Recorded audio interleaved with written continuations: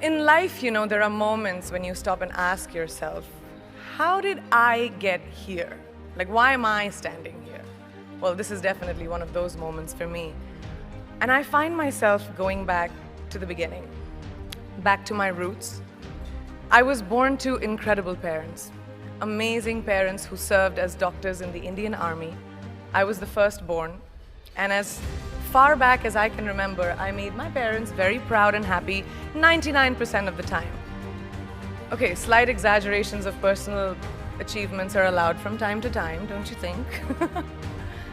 My brother was born a few years later, and even then, nothing changed for me.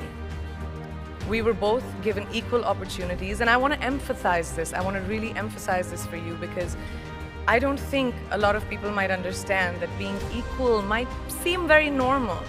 But where I come from, India, and a lot of developing countries around the world, more often than not, this is an exception. It's actually a privilege. My first experience of the glaring disparity between boys and girls came at a very, very young age. I grew up in a middle-class family with extremely philanthropic parents who constantly reminded me and my brother how lucky we were and how giving back to those who were less fortunate was not a choice. It was a way of life. Simple. I was 7 or 8 years old when my parents started taking me on these visits in a traveling clinic to developing communities around and villages around the city that we lived in called Bareilly. We were packed into this ambulance and my parents would provide free medical care to people who couldn't afford it. My job at the age of 8 was assistant pharmacist.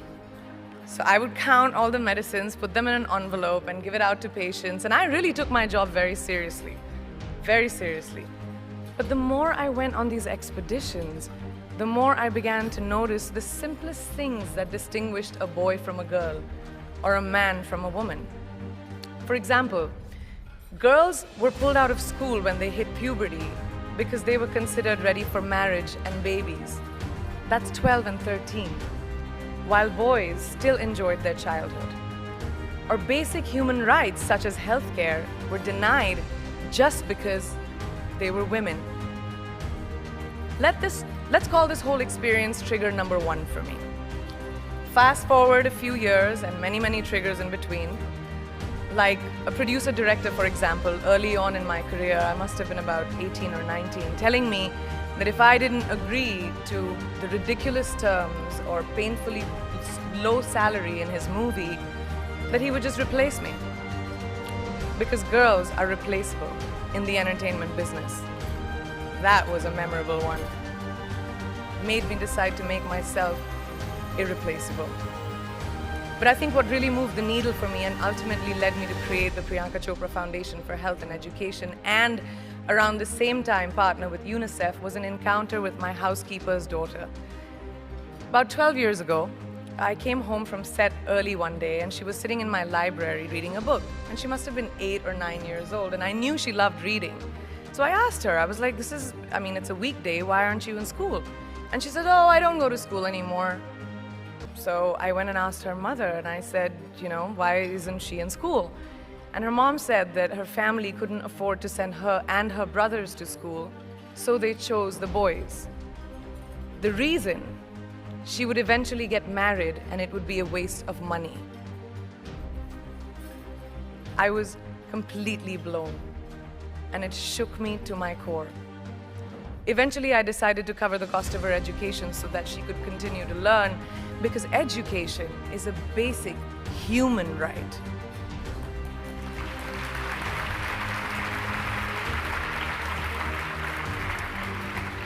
And a huge necessity, especially today.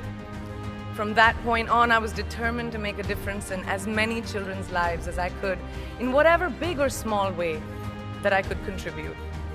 There's a really, really beautiful quote that I read recently, and I think it's absolutely appropriate to explain what I'm trying to say today. The hand that rocks the cradle, the procreator, the mother of tomorrow, a woman shapes the destiny of civilization. Such is the tragic irony of fate that a beautiful creation such as a girl child is today one of the gravest concerns facing humanity. girls have the power to change the world. It is a fact, and yet today, girls are more likely than boys never to set foot in a classroom. Despite of all the efforts and progress made over the last 2 decades, girls' education not just empowers families, but communities and economies. A result of her education, we all do better. It's just as simple as that.